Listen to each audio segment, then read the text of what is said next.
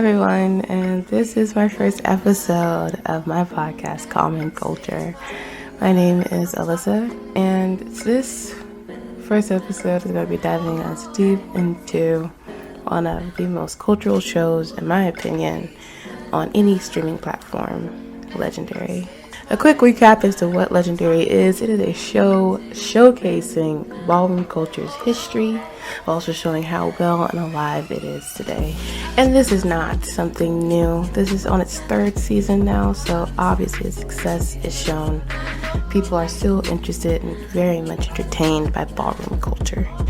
And full disclosure, you could call me your fifth judge today, because while I have no experience in ballroom culture, the entertainment industry, and all things cultural always entertain me, and I am here to commentate as a fifth person.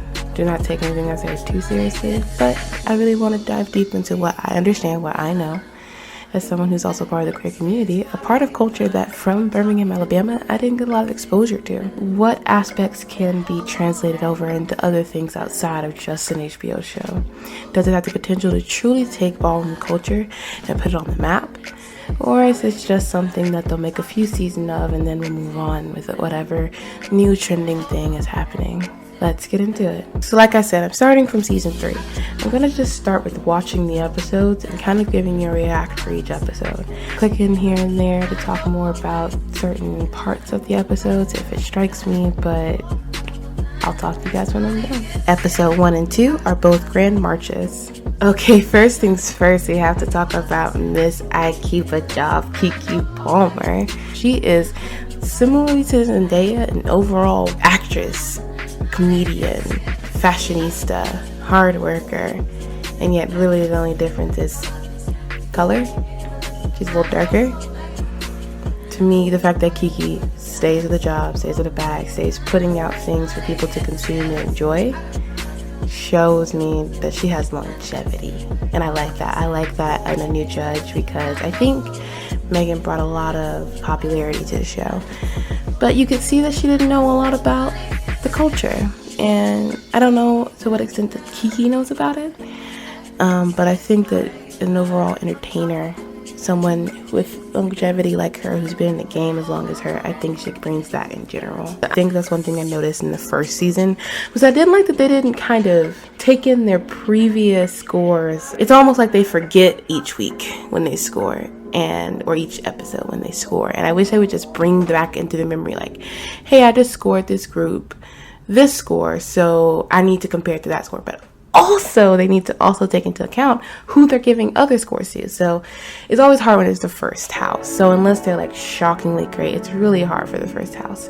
But after that, there should always be some sort of comparison. Can I say I love the imagery of Alpha Omega, because they give me if Greeks are gay, and I think that theme can go very far. So I'm excited to rewatch their performance, because I should have said that name. This is not my first time watching it. This is just my first time analyzing it. I rarely try to watch culture and analyze from the get-go. I would rather perceive art first. Let me fight for Jamila, and I'm gonna be honest, I'm not a huge stan of hers, but I don't dislike the woman either. But I'm going to fight for her and her judging, because I think we all love a severe Simon Cowell type judge. Simon Powell, what is his name? I forgot. But American Idol, Simon, you know him. You know what I'm talking about. We all like to see those types. But to me, if you're going to be severely harsh, there should be someone that's a little more lenient. I think the problem is when a lot of them get lenient. Like, I like when multiple ones are like balance each other out. Law is such a good judge, because he judges primarily on entertainment and fashion. That is his thing. He knows how things look when they look good. He's proven that to us. His eye can show that, and he gets a lot of his inspirations in ballrooms. He judges fantastically. He judges evenly and consistently, if I'm being honest. I need that man to get Zendaya on the show. That everything that you see in mainstream cultures comes from ballroom, like how we see it in mainstream culture, because I think because it's not exactly like it, they're like, no, it's not that. But if something is inspired, if something comes from a basis of something that we just so happen to then teach as names doesn't mean it's not from that basis. Just because we don't call it voguing, and I think a lot of dance culture has a lot more inspiration from ballroom. And a lot of people want to give some recognition to. So basically, I'm okay with lighter judges when they are balancing out stricter judges. I don't like when everybody's too strict or everybody's too nice. So let's hope that doesn't happen. I'm gonna say it now because I'm watching them again. This is the only performance that I analyzed the hell out of as I watched it, because the House of Light had so much potential in its story. I love a good story. I love when I feel like if I can root for you and you're good enough, even if you grow, I can be there with you. But their performance was just extremely underwhelming. And while crisp and clean, just looked like another dance performance. Maybe try AGT. I have to say that voguing is not something everyone can do. It's an expression, it's a freestyle, it's something created by humans, you know? It wasn't some neat science that you can add together. You hit this mark and you hit that mark, and not necessarily. It can be. There should be parts and elements of it that are crisp and clean. The part of the house of performance at the beginning, maybe at the end. But when people start to actually vogue and do what it's supposed to do, they need to hit it with emotion. And it really felt like they were just dancing to the beat. And unfortunately, because I wanted to root for them because of their story, they really didn't give enough. So at the end of the episode, I can say that I just think they have, hopefully, more to go. I think that this show does allow growth to happen if the houses push themselves, and there are houses from this ballroom that look like, when they get the costumes, when they get the makeup, when they get the choreography, when they can help get tied together from this point on, when they can start highlighting the focus points of each house.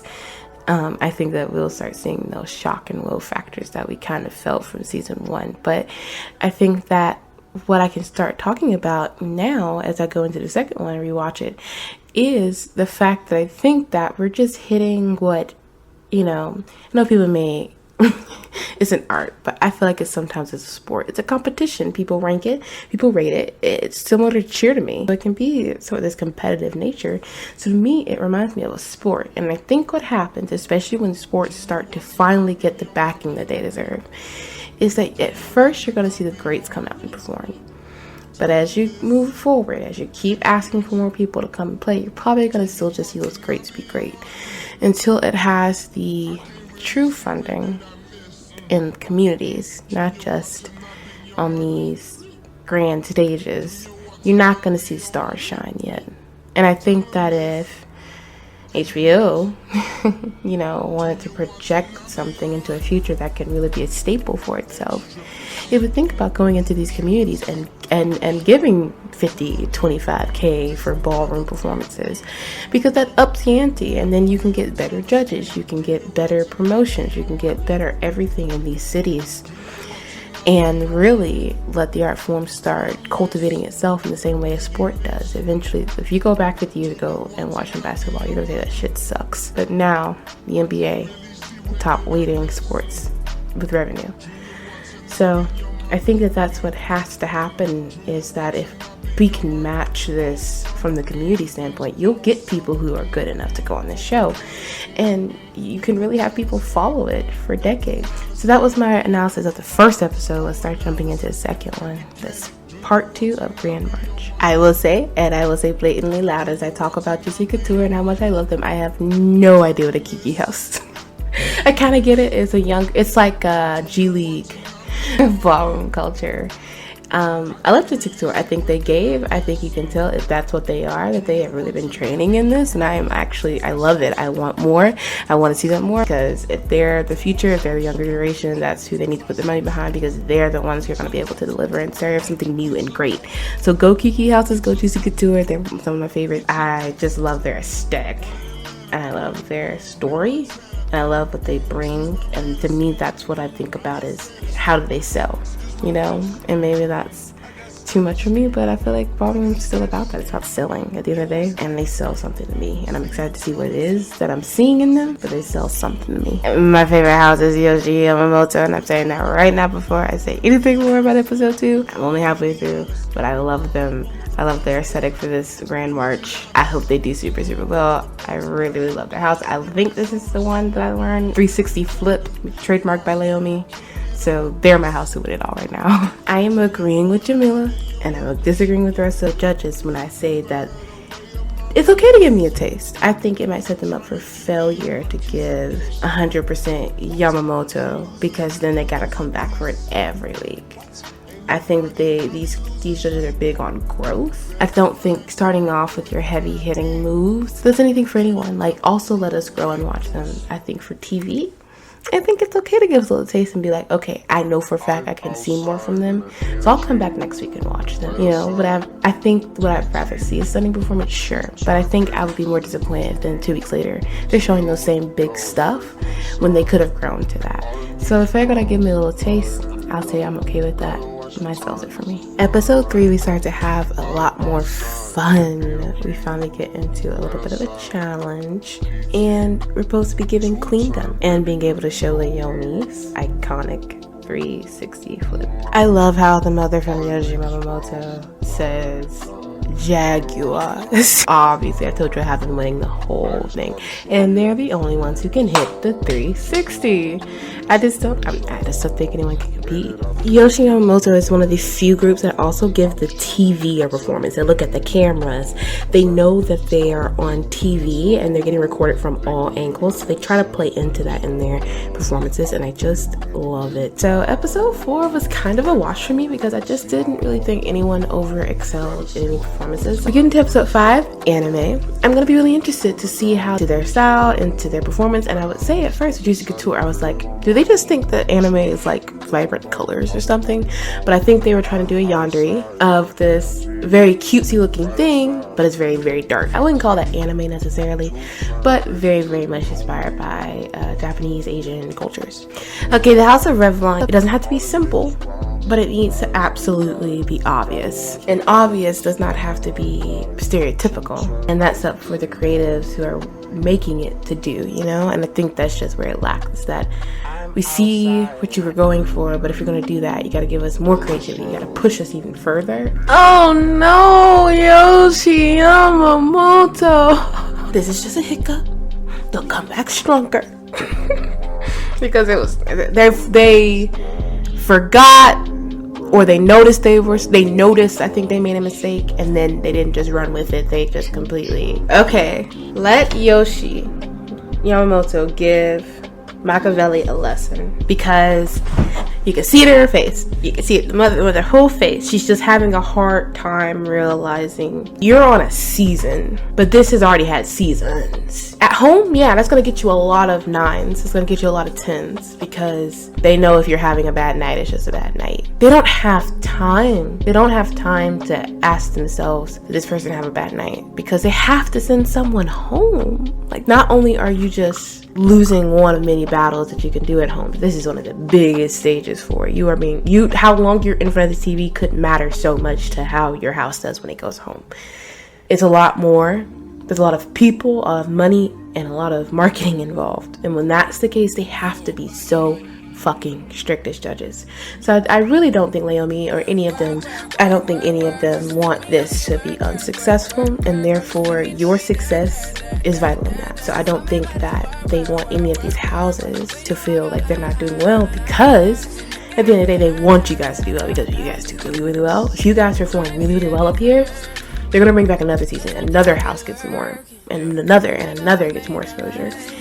So yeah, I think that seeing Yoshi Yamamoto's overall mother, that anger and passion that she's feeling, it just shows us that They really want this to take off. They really want ballroom not only to take off, it's already historic, but to have its place, to have its landmark that says not only do we exist, but we belong here. For future houses that come on here, remember there have been seasons of this now. And I understand that your art form hasn't been completely mainstreamed. And so I think what's happening is just the point of my podcast is to kind of tie in these trends and cultures. And I actually see it on TikTok where like these high school kids are like performing ballroom, Vogue, and all of this stuff. And of course, it's on camera, right? They're starting to already adapt it to a new level here. I think it's just getting it and pushing it out and getting those kids, and they can think, okay, how is the camera going to pick it up here? Or is that going to look good when it shows in an edit, you know? So I enjoy them trying to figure out ways to make ballroom different for them than ballrooms from city to city and these like little beat to beat things. I will say the middle team, Juicy Couture, ate them up, and their drops were in sync, and they were creative in sync. They weren't just simple movements to make sure that people could get it. They really tried to push themselves there, so I appreciate that. These battles, man, this is Alpha Omega versus LaBeija, and they started off so really strong for me, and then it just got weaker. At the end of the day, we ain't here to see necessarily battle a particular person. Battles have just been kind of not showing what the shit is. I want to be here so badly. It's not even about battling them. It's about making sure these judges see right here that I am the person that is not only carrying my house, but because this spirit is on my house, you'll see that on my team next week. And they're just not given that. I think every house in this season has the unfortunate of being on this season. The first season, you don't know what to expect, especially from some of the judges and the guest judges. The second season, they only know what to expect from the best, because those are the first people you get out for something. But the thing is, the second best is actually not that bad because they allowed that growth. They had a lot of growth in the second season. But I think this third season, when you've seen how many battles at this point, how many shows, these aren't inexperienced judges anymore. So I think these houses have the unfortunate thing of having to be on this season and pull these judges over, because I think you're going to have to show them not the basics of ballroom, not the history of ballroom, but where is it going? Where is the future going? What staple are you going to make? Naomi made her 360. She is a staple of the community. Law has brought fashion, camp, probably better than anyone in the past generation. If we just talk Zendaya alone, people have put their staples on it already. What is yours? And it doesn't feel like any of these people want to put a staple on ballroom. They just want to highlight that they do it the best. And I think that's the difference between bringing out their best, is that you have to realize where that best coming from. Is it coming from a place of desperation? Because when you've been so desperate to get highlighted, that can be passion. But once you've been highlighted, it can make you feel like, okay, this is where I'm supposed to be. But really, you gotta keep being unsatisfied and going, yeah, this is where I'm supposed to be, on a step to something greater, you know? So there are definitely great houses here. I just think it's going to just come down to them competing, which is unfortunate. I really want to see a really good competition. But I think that who's here right now, nobody, like even with gag flags being thrown, I don't think there's anyone here who doesn't deserve to be here right now. So let's keep going with episode 6. I think that, again, it's more of that mentality of translating it over through TV. Obviously the live performance must have been drawing people in. And I allow for that because I can tell that they are a artsy group. So I'm happy with how they came out this week.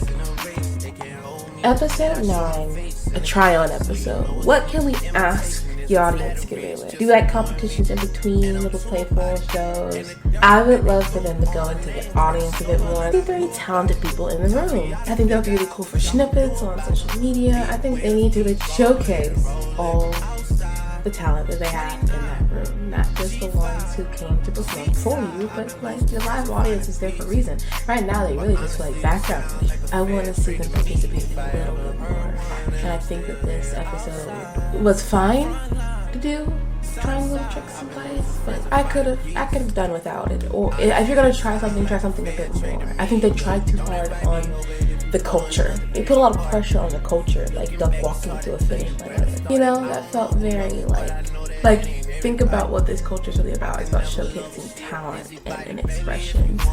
And you have a live audience. Why not take some time to let the live audience express themselves and show off? Maybe even try and let them battle with one of the people in the house. That'd be fine. I'm okay with that. You can be very, very creative in different ways than trying to put all the pressure on the culture to provide that. But I think that's the gap between like who they're showcasing versus who's behind the camera. You know, if there was multiple persons of the culture behind the camera, I think maybe you would have gotten that answer. But it shows me that there's probably still a lot of gaps between the people being a part of the culture in front of the camera and like that behind the camera as well. I don't know who works at Dolce & Gabbana for episode 10, but you are a smart person. Giving them access to what the culture always wanted was smart of you. The fashion, the couture, the prestige, the rare, the art of clothing placed upon a body and showcased and performed as if there are kings and queens in the room asking to be entertained. That to me is what ballroom feels like when I watch it. And giving them access to the clothing they need to do that. Magnifique. I'm so proud of Dolce & Gabbana for that. This is telling me that the views are doing well. The streams are doing well. Because the makeup, the art, the faces truly look beautiful. And I think if they do what I'm saying on the other side, which is support the community culture and get some greats on this freaking show, because if you support it as children, as young Kiki houses as you are with Juicy Couture, you get more of them coming out, you're going to get more greats to come on the show and people are going to be entertained. Isn't that like this big discussion in that culture? Should you make your own dresses or is it okay to buy and design? I think as long as it is presented in a way that is unique, because you don't see actresses and models when they're on red carpet ever quite wear the dresses they would model did. It's always differently placed on that body.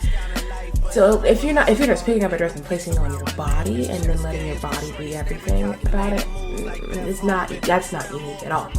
The real culture of it is you should place it on your body in a way that suits your personality, what you're performing, what you're showcasing, as well as what you're trying to entertain the people with. So if you are a face girl, then that dress better go fully up and down to complement your face. If you are a spins and dips, you better make sure that whatever you're wearing can support your spins and dips and looks great when you're doing it. Ruffles, feathers, you know? The design part was about the hard work it took for the culture to be created. But as I'm saying, Dolce & Gabbana is doing what should have happened in the first place. Those people shouldn't have had to work that hard. That culture should have been bred better, should have been funded better. You should showcase that on a large platform.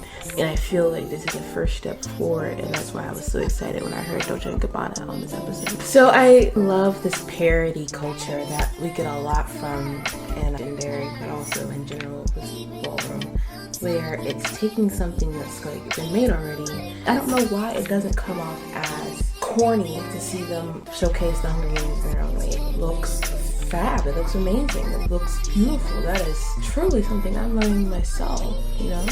So I just love that's so interesting to me. I mean, I don't even need to say anything anymore. Like, Kiki's response to their performance on episode 10 is exactly my response. It's exactly my response about the culture in general. They told a story, but they also told a depthful story.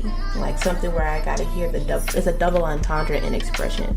Like, not only am I giving church, but I'm telling you like an issue of the church. I'm making you think. What do I mean by come as they are, you know?